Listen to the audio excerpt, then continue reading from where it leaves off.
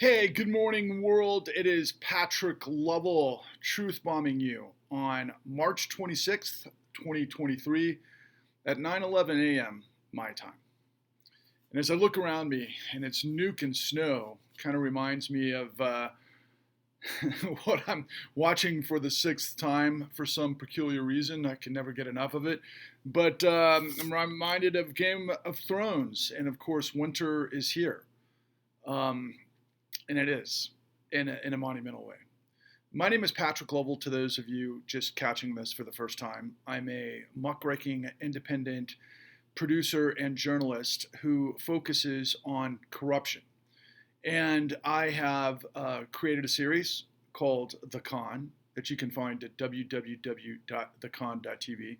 And I've also been deeply involved with a variety of other projects that bring many of these truths to light that are astounding truths in much more detail than I'm going to drop on you here. But you can also learn much, much more at the new Untouchables,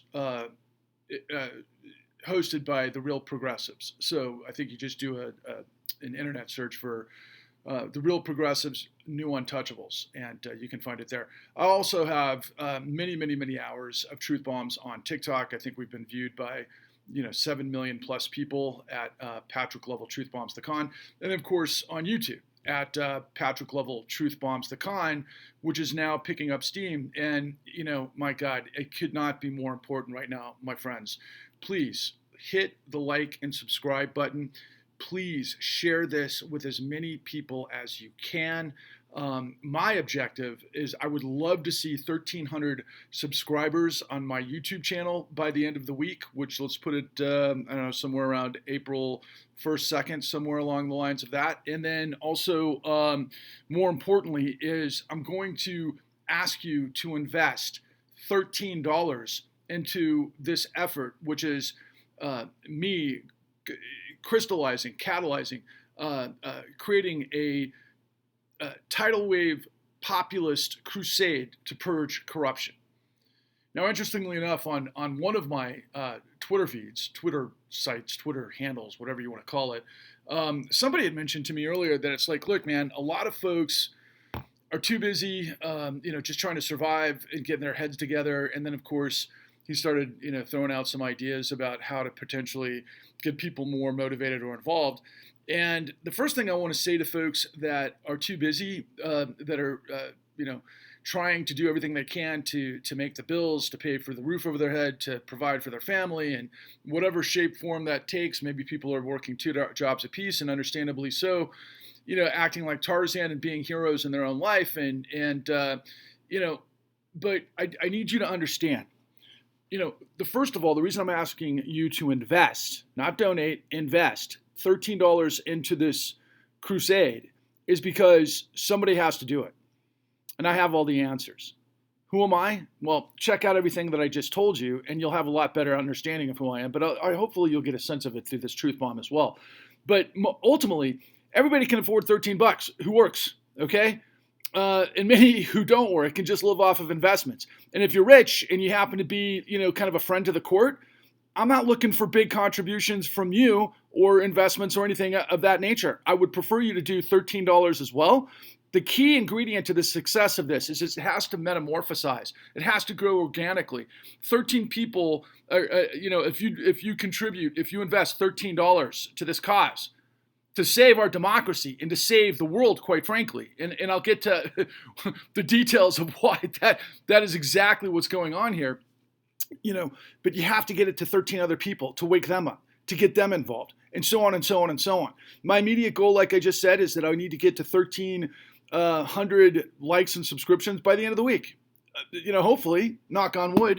And then, if all of those people contributed, invested, then we would have the opportunity to get on first base, would get organized. Basically, what I would do is I would determine whether it's going to be a 501c4 or 501c3, depending on the circumstance. Got to get an attorney, and then organize, what the first levels of execution are going to be, because I'm not a politician. I'm a producer. And a producer has to think about how to actually get things done, which is what I do. And the first thing that I would do with the budget that we would get, so if there were 1,300 people that invested $13, then we'd be at $16,900.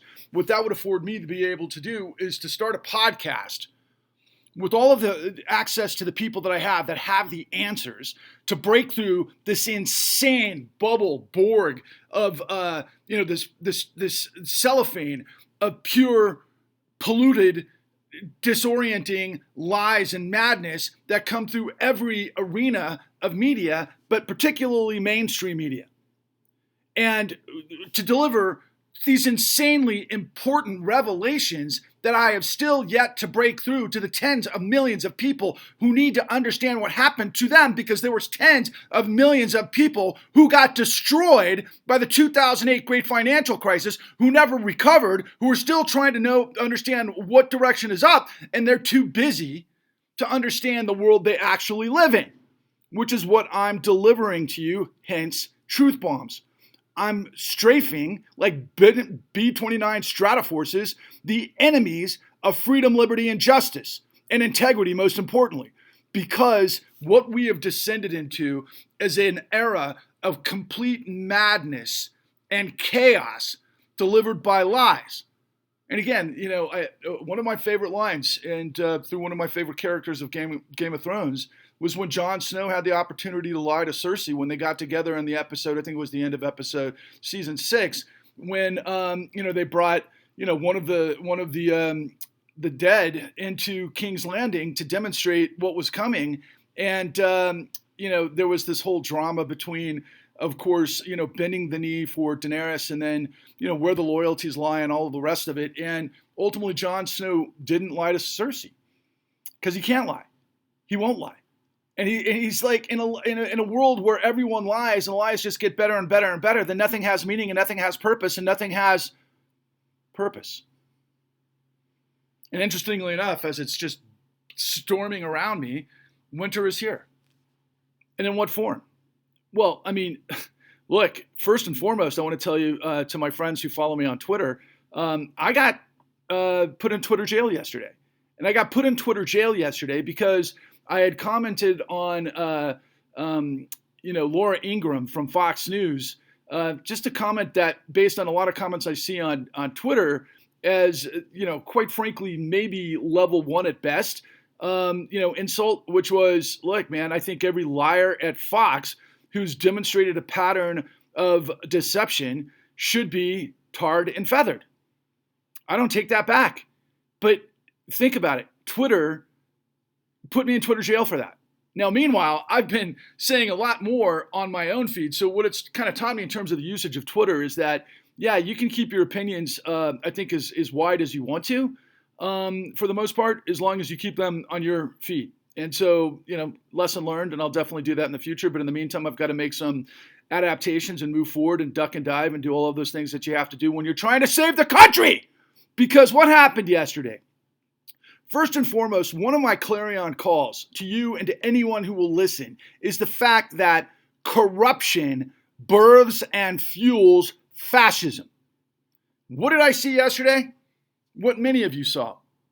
Definitely not tens of millions, not hundreds of millions, because we're all so freaking, up to our eyeballs in information that probably many of us didn't take the time to go look like I did online for the C-SPAN link to Donald Trump's speech at Waco for the 30th anniversary of all things, which is insane, of the Branch Davidians in the Bureau of Tobacco and Firearms came down on David Koresh and the Branch Davidians. And of course, I think it was the other anniversary, of course, Timothy McVeigh, who blew up I don't know how many hundreds of children, among other people and innocent people in the federal building in Oklahoma City.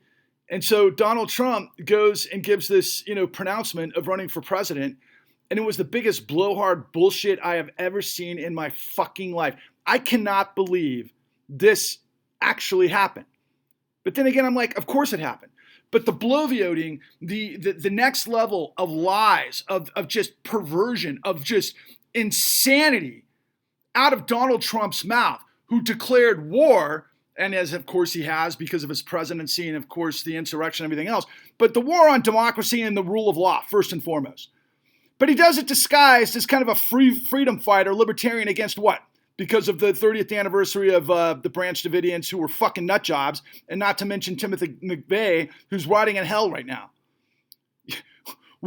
He was wrapping himself in this libertarian freaking deception to act as if he's going to be the champion to fight the deep state. And who, of course, is the deep state that he's referring to? Well, I'll get back to that in a little bit, which is fucking insane irony. It's not really irony, but it's just this perverted madness of everything and this stupid pig-faced fucking frame of Donald Trump. Think about it. What does he look like to you? I think he fancies himself King Henry VIII. That's kind of, I could see him like gnawing on a big turkey bone sort of thing. He's just a fat pig. He's disgusting in every which way there is, shape, or form. And I swear to God, on Friday night, and I hate watching Bill Maher these days because I think Bill Maher is a smug, freaking, I don't know, holier than thou. I used to like him, think he's funny. The fact that he smoked dope and all of these other kind of satires that he had, I always thought was kind of classic, actually. But then he just evolved into this fucking stupid dumbass. And ultimately, what he was saying after making, the last 6 years of his introduction on his show about Trump, now he's like, let's ignore Trump. Let's not feed the kitty, because now he's afraid that Trump is going to win the election and turn us into a right-wing fascist fucking state and whatever he might be concerned about, sitting in his freaking, I'm going to stroke $1 million check to Obama back in the day. And let me tell you something. President Obama fucked America, okay? President Obama basically saved the freaking criminals on Wall Street, an insane griftopia that had his African-American attorney general, who was an extension of Covington and Burling, whose client was MERS, the Mortgage Electronic Registration System, who used robo-signing and documentation fabrication to illegally foreclose on millions of fucking people. And oh yeah, incidentally, as that goes, Donald the pig-faced Trump, basically, among all of the other things he's guilty of, during the insurrection did what, of course? Well, he, got 6 electors in different states to do elector certification documentation fabrication that was spearheaded by none other than Rudolph Giuliani, who, of course, was none other than the hero, DA, I guess, in Manhattan back in the 70s that rolled out RICO and changed how, crime was done in Manhattan because he took on the 5 families. And then ultimately now, who is he? He's a vampire that's playing ball with pig-faced Trump. No, seriously. And then that there's all of these people down in Texas that are like all in on Trump, and they have been because I'm from Texas. I understand Texas. I know Texas. And let me tell you something, Texas. You're not that stupid. But there's a lot of stupid people amongst you. And let me tell you guys about, kind of like my experience in Texas, which was amazing. And I love and absolutely my experience in Texas is something that's in my heart and it will forever be.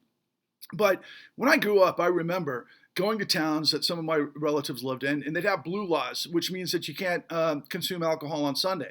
And there'd be these county lines. And so you'd have one county, right, that was, in church and all of those things that happen on Sundays around those communities and everything else. And then right on the border, right next to it, is a town that is like honky-tonkville, filled with bikers that are rebels and outlaws that are going, to these strip clubs and drinking like crazy and doing what outlaws do. And my understanding of Texas at that time and really my outlook on life was like, look, man, you go through different phases of your life because you could literally see almost like the revolving door between some guy that could, come out of that lifestyle, try to be rehabilitated, go into church, and find Jesus and that sort of thing. And then, go back or whatever, his life confluence led him on in the river of life. And for me, that was a part of liberty. You choose the road you're on, pick a path. Fine, that's cool, man. No worries. Live and let live. That to me is what it's all about. That's what it was in the Lone Star State for me. Not to follow a gross pig who's from New York City, who's part of the fucking mob, lying to your face, telling you he's going after the deep state when he's fomenting anti-Semitism, when his wife is married to Jared Kushner and his business partners, a lot of them are like Steve Mnuchin. Okay? I mean, first of all, that's insane on so many levels, but Steve Mnuchin and Jared Kushner are playing ball with Saudi Arabia. What's that have to do with anything?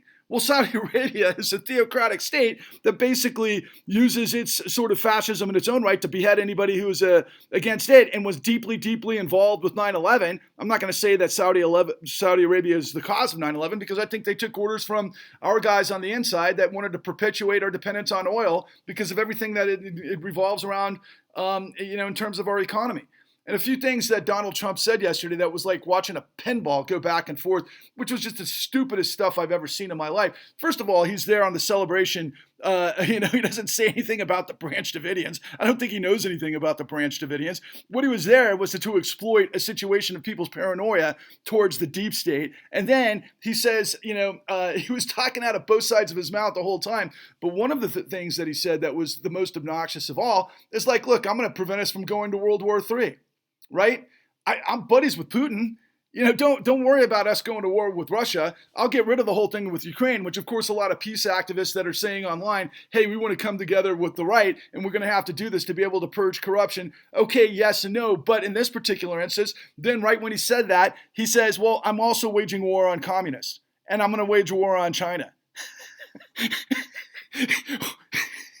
Wow, that was, and then the best part, I'm gonna wage war on I'm gonna wage war on transgender people, so that no men can compete in NCAA competitions against women because it's unfair. Okay. Don the Con and his apparatus is just the dumbest fucking shit show I've ever seen in my life. I was up to my eyeballs and shit in the first 20 minutes. But the fact is that this guy's out there fucking, riling people up, right? And that's because of the failure of our legal system. Merrick Garland, DOJ, where the fuck are you? Why isn't that son of a bitch pig in prison? I mean, the guy is guilty of so much shit. And if you're like, yeah, they can't move that fast because there's bureaucracy and this and that, bullshit. They got Sam Bankman-Fried and FTX like within what, a month? Really? I mean, this stupid freaking embezzlement scheme of Sam Bankman-Fried through a bunch of smoke and mirrors to a bunch of freaking clowns in the crypto space and everything that constitutes. But the DOJ brought down the wood quickly, as did SEC, and now he's not, and Sam Bankman-Fried's not in the prison, with a bunch of gangsters and rapists and all that sort of stuff in the Bahamas. No, he's in his parents' house in Silicon Valley. But he's eventually going to get nailed.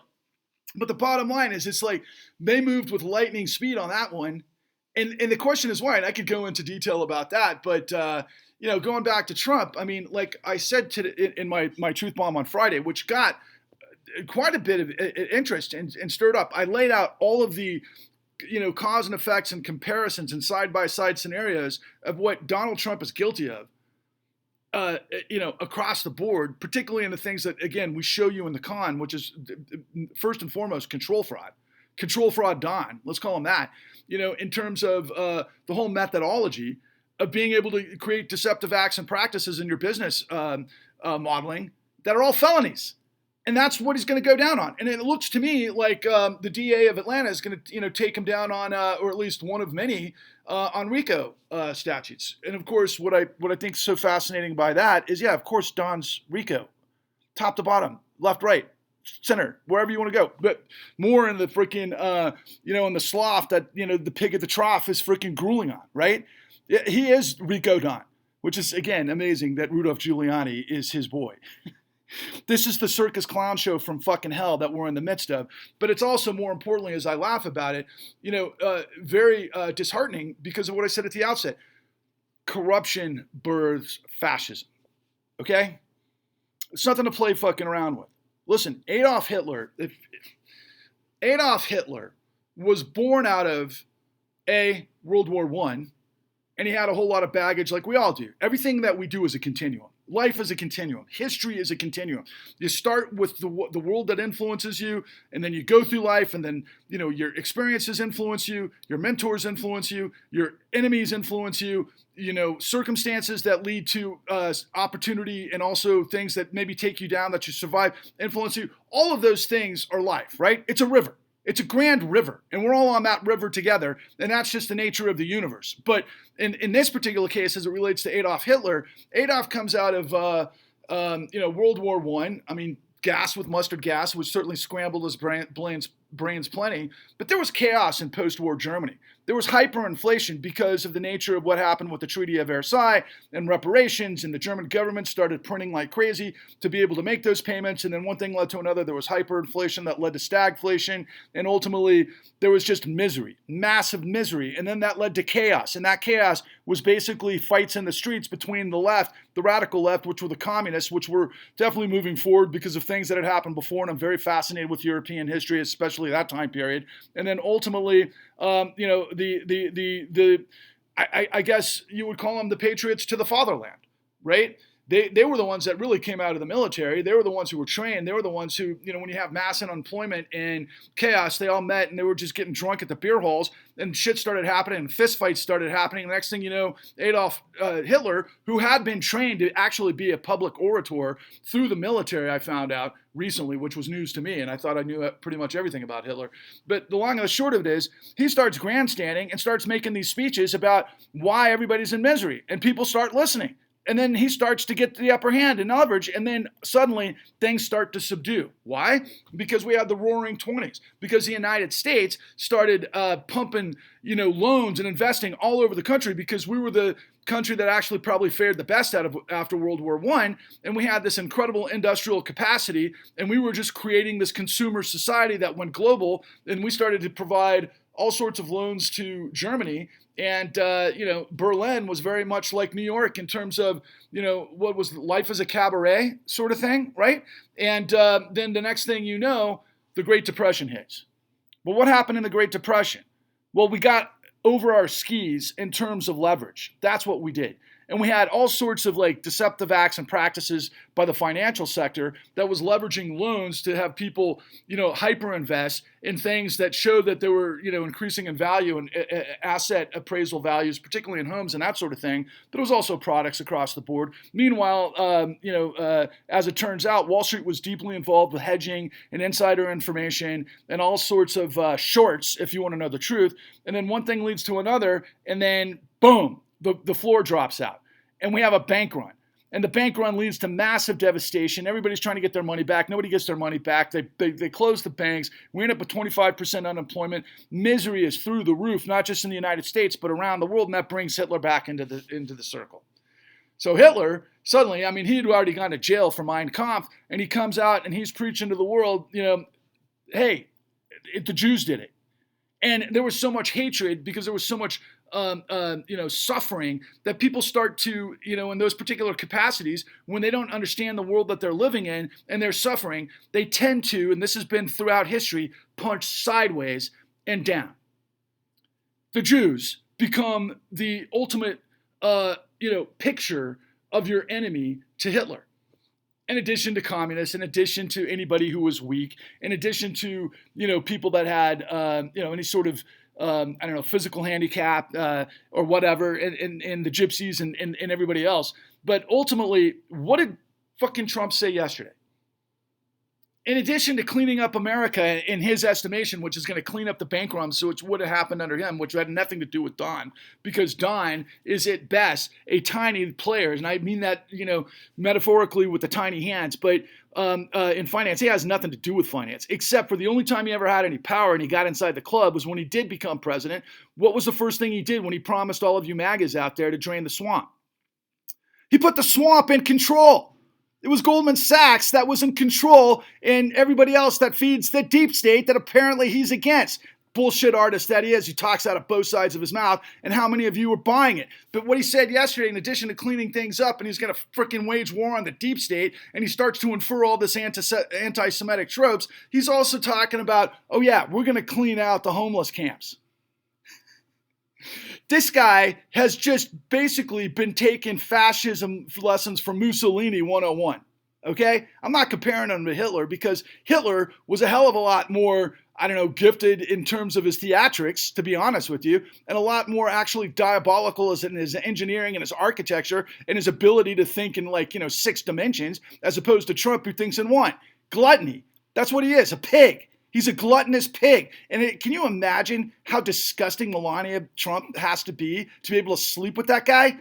Melania, I don't even know what to say other than you are what you look like and what you feed yourself with. It's disgusting, but whatever. The bottom line is that Trump has waged war on democracy. Trump has waged war on the law just by being Trump for the last 4 or 5 decades, and he's gotten away with it. How has he gotten away with it? Your guess is as good as mine.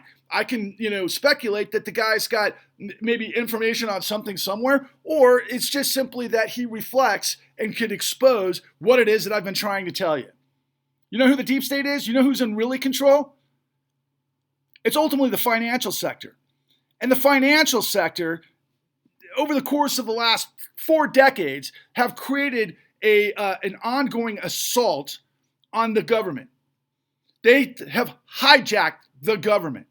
So the United States government was created to be separation of powers through the integrity of law that, is supposed to function with character for the stated purposes of the Bill of Rights and, of course, the Constitution, and then what we've proved in the Revolutionary War against King George III, and, of course, the East India Trading Company, where, my cousins in Boston, who would be like, the Dropkick Murphy types, Dropkick Murphy, fucking King George III and the fucking Redcoats and the East India Trading Company, right off the fucking territory because of the Tea Party, the original Tea Party, which was against tyranny, okay? And that revolutionary zeal, that patriotic zeal was ultimately born, and I know we could talk for hours about the pros and cons of all of it, but the long and the short of it is there was a revolutionary zeal against tyranny because of all of the immigrants from the old country who had escaped centuries and centuries of tyranny. And they had enough. And they created the situation, and again, abolitionists came out of immediately. Whatever you think about 2/3 citizens and slavery and everything else, there were abolitionists immediately that were born in the American Revolution that, of course, led to what? Republicans. That's right. Abraham Lincoln and the Republicans that were abolitionists that wanted to get rid of slavery. And they did. That was the Union armies. There's a lot of things that happened that it was a ruthless war, an absolutely ruthless war to, free liberty. And that's what it did. It broke the shackles of bondage. And so we've had that move all the way forward through, of course, the GIs and our allies and the Russians pulverizing Nazi Germany. Pulverizing. Absolutely destroying, crushing, relentlessly. And in the end, by the way, all the women that were Nazis, they got raped by the hoarding masses that came in. They got freaking screwed every which way to Sunday by the forces that came in to get revenge. So nobody was safe in Nazi Germany after they waged war on the world. Why? Because this is what happens with economic turmoil. This is what happens when chaos ensues. This is what happens when betrayal happens, that people start to fight every which way to Sunday, which we're right in the middle of. Okay? So this guy, Donald Trump, the pig at the trough Trump that he is talking out of both sides of his mouth. The only thing that Trump serves is himself. Okay? But he's about to go bankrupt, or lose everything because of all of these things that are coming down on his head, as well as, go to a world of obscurity because of all of these things that are happening. So he's going to, this is his last stand. It's Custer's last stand, okay? But there's a lot of angry white people out there who don't even know the very basics of American constitutional principles, let alone freedom and liberty or our history. They keep going back to this sort of scenario that's like the South will rise again. Right? Hey, arm yourself. And then, of course, what did we see during the Black Lives Matter movement and all the stuff that happened pre-COVID? Well, we saw a whole lot of militia guys storming capitals, places like Michigan, and then we saw, the unidentified paramilitary forces that I believe were probably coming out of places like Blackwater, where you have these high-paid military personnel that were mercenaries that, were trained in the United States military, that were guns for hire, that were then rounding up all of the, the BLM protesters in Portland. So we have been in the midst of a massive, upheaval up and down and every which way to Sunday ever since the collapse of the global economy in 2008. And what it all stems from is what it is that I'm telling you. Because the financial system, they created tens of millions of liar's loans and through deceptive acts and practices, through the pipeline of derivatives that blew up the world. Very similar, very parallel to what happened in 1929 which of course led to World War II and everything else that led to 70 million people dying in one variety or another, suffering that the likes that none of us could ever comprehend.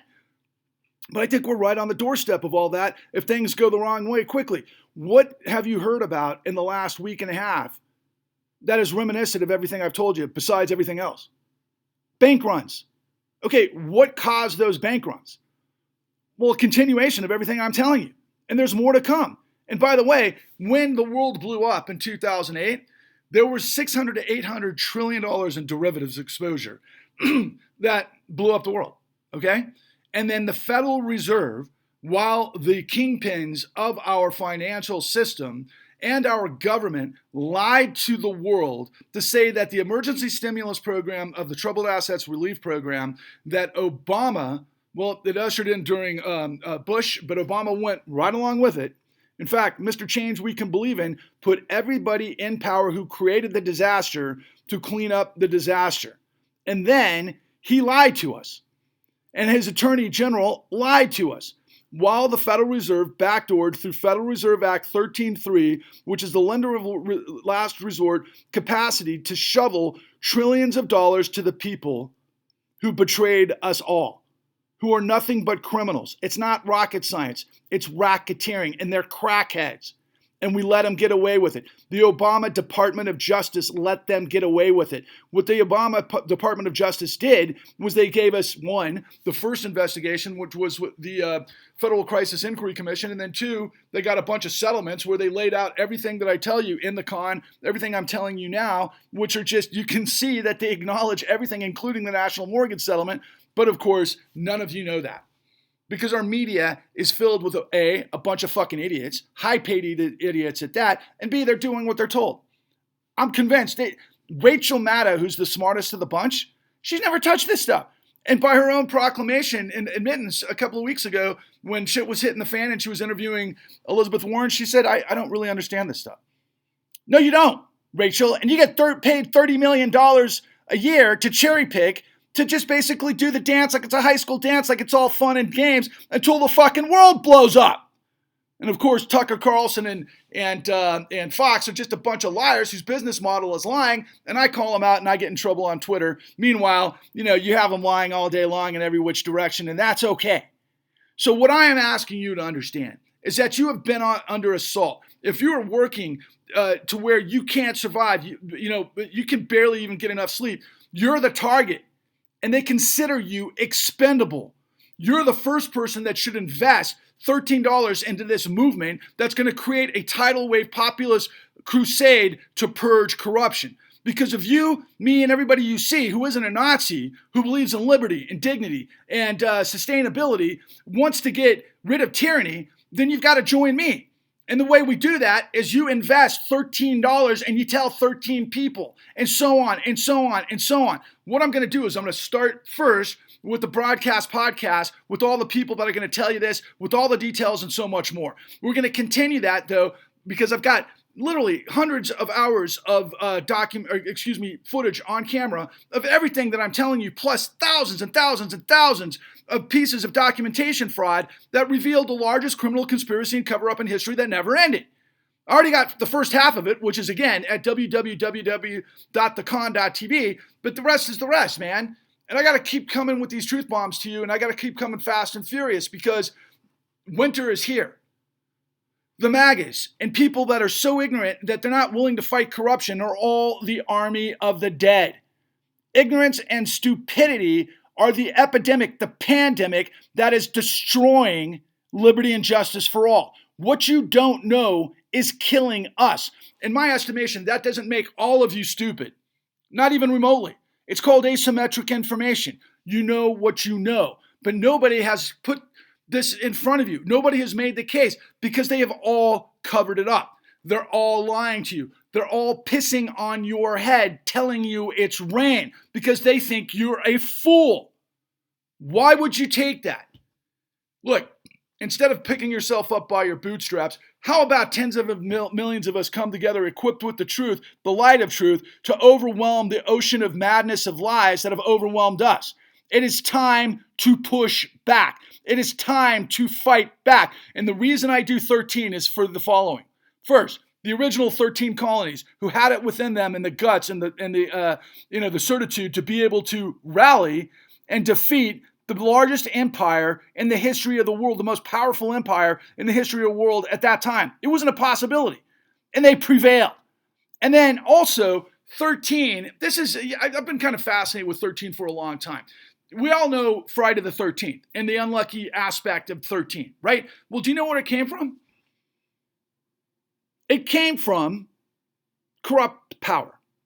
So the way it worked was, on Friday the 13th, 1407, the King of France with the Pope of, which was located in France at that time, the Pope of the Holy Roman Empire, who, if you know your history, the Holy Roman Empire, the Catholic Church, had gone in the Middle Ages through a whole bunch of schisms within it fractured itself because of corruption.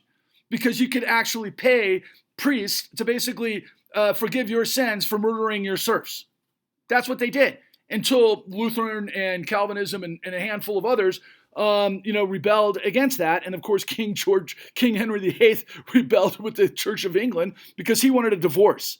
Just like Donald fucking Trump. Hey, I'm going to do whatever the fuck I want. And I'm going to tell everybody they want and I'll cut off people's heads. I want absolute power. I have nothing to do with democracy. I'm an autocrat. Anyway, I digress. But ultimately, they merged to betray and to create a surprise attack on the returning Knights Templars who were fighting the Crusades in the Holy Lands on behalf of them, presumably. But what the Crusaders and the Knights Templars had learned was a new form of finance because they were the ones who had to finance the military incursions into the Holy Land, and ultimately they got good at it. So when they returned, they became a threat to the monopoly power of the two aforementioned forces. And ultimately, they started challenging them. And what ultimately happened on Friday the 13th, 1307, or 1407, they murdered, I don't know how many Knights Templars, but a lot of them, forced them underground. And those Knights Templars ultimately became the Templars, right? That built all the great cities of Europe, and they had to go underground, and they were the architects, and they had the forbidden knowledge, supposedly, because they knew how to build things. They were the unions, they were the guilds, and ultimately that information evolved. But I'll get to that point. Actually, that's the second point. In terms of myth, get a load of this, right? So from the very beginning, the myth of this whole thing with the Knights Templars is they got this forbidden myth. And this is all kind of hokey stuff, but it's kind of fun to think about. They got this stuff because they had apparently learned about a lot of this information in none other than Solomon's Temple in Jerusalem during the Crusades. And apparently it all emanated from the knowledge of what was evolved from, of course, Moses in the Israelites that escaped the monopolistic power of the pharaohs to create freedom and liberty and justice, but through the law. And through all of those scenarios played out with the Knights Templars who came back that got sabotaged by the monopoly power of their day. They go underground, they evolve, and the next thing you know, that evolves to the original 13 colonies. That's who our Masons were. That's what I was trying to say. It was the Templars who became the Masons. They were the Freemasons, and then they became the Masons. And of course, then the Catholic Church, who was corrupt up to his eyeballs, start pinning them the Illuminati. Okay, that they're the guys that are the enemy, that they're working for the forces of Satan because they became a challenge to the monopolistic power of tyranny. That's how this thing has gone throughout history. And if you look at the American dollar bill, you'll see the 13 colonies all over it. You'll see the pyramid with the 13 steps and the 13 quivers with, the 13 arrows in the left talon of the eagle. And then, of course, I think, whatever the olive branch is for peace, if you can go back and forth. But we're going to fight, when we get pressed. And that's what the United States has all been about. And in order to form a more perfect union through providence. That's really the whole concept, okay? From beginning to end. So 13 is also, as it turns out, the number of revolution, okay? So here I am, Patrick Lovell, right? And by the way, if you were going to put this all into a bucket in terms of modern sort of comparison to pop culture, think of it like Game of Thrones, okay? Donald Trump is Joffrey Baratheon. Cersei Lannister is basically Wall Street in the power. The Iron Bank is the Federal Reserve, and I would have been on the side, of course, the Starks.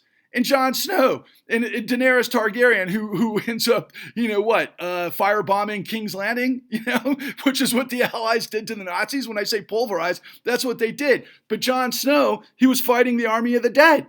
That's what we got to do. We're fighting the army of the dead. And as it turns out, Stark, of course, what was their crest? Wolf. My last name, Lovell, means wolf. Please invest $13 in the revolution to overwhelm corruption and fascism with the light of liberty and truth and justice for all. Think of it this way. 3 R's. Rise, roar, revolt. Onwards and upwards.